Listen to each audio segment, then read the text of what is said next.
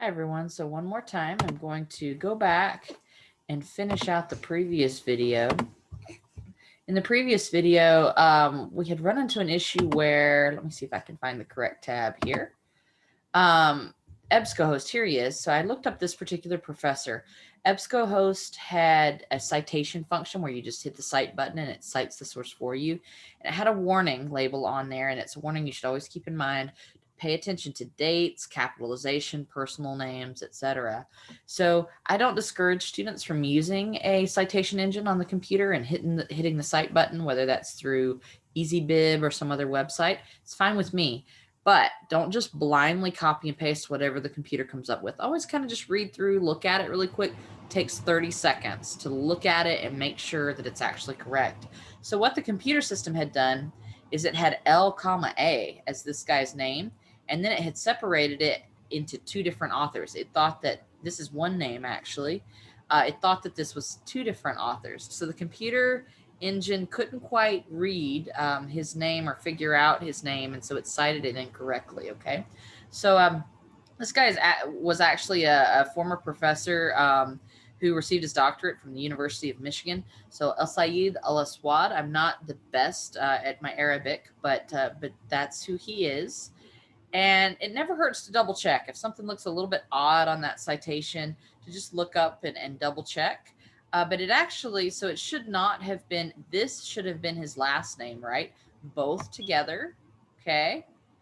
And then this should have been his first name, right? Like that's how it should have been cited. But notice on the computer here, I think I lost my screen share. Let me try one more time. Let me see if I can screen share one more time and find that tab. My EbscoHost tab. There it is. Here, it separates it.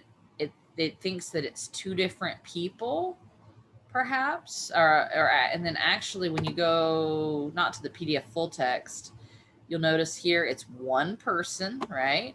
One person. And then when you go to the citation button on the side, I hit the cite button and the computer cites it. It doesn't understand. See how this is the Brazilian national standard, but it cited it. Here's one author, here's the other. This one had it all messed up as well. It was probably closer to correct there.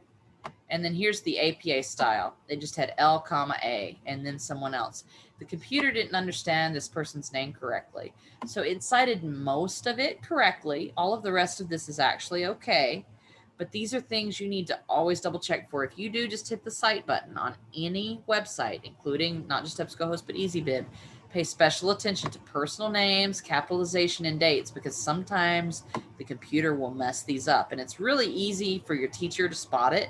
If it looks like you just did a blind like cite, okay, copy and paste it into my essay and you never looked back and never double checked it, these are easy things for the teacher to spot. Another common thing that happens, let's look at what they did in MLA. Yeah, they messed it up in MLA as well. But notice the MLA version of the citation is mostly correct. Remember with MLA, we put quotation marks around the title of the article itself, so that's correct. Notice the period goes on the inside here. A lot of students ask me that question. Do I put the period on the inside or the outside of the quotation marks? It goes on the inside in most cases. In the citation of a source, it's always, so it's very rare for the period to ever be on the outside in any situation. Italics for the name of the journal it came from, volume 22, number 1, so that's issue number 1, spring 2013. They went ahead and put the season, so spring 2013 here. Page, this stands for page numbers 39 through 56. They got it from EbscoHost, and here's the DOI. So notice some key comparisons here for your MLA. So everything's correct except for this name. It's been messed up in both versions here. And then notice as we go back to APA, I mentioned this in the previous video, for volume and issue number, they just do it like this. We don't say VOL in front of it or NO in front of it. They just put the numbers there and they use that format. The volume number has nothing around it. The issue number has a parentheses around it. 39-56, those are the page numbers. And we just know from the order and the formatting that that's what they are. You don't have to say the P in front of them there. And then they go straight to the DOI, okay? So again, I'm using this as a comparison of MLA citation versus APA citation. And also putting a caution light out there of it's definitely okay and totally fine in my class to hit the cite button on the computer, any website or any source that you found, but always double check a couple of things because sometimes these citations from a software can get messed up. I think that pretty much wraps up everything. This is how you want to cite an academic source. So in one of my earlier videos, I commented on the basics of MLA and APA citation. Basics are you need the author always. You always need to look for the title of something. You always need to look for the source that it came from, whether that's a website, a newspaper, a journal, a magazine, something. Where did it come from?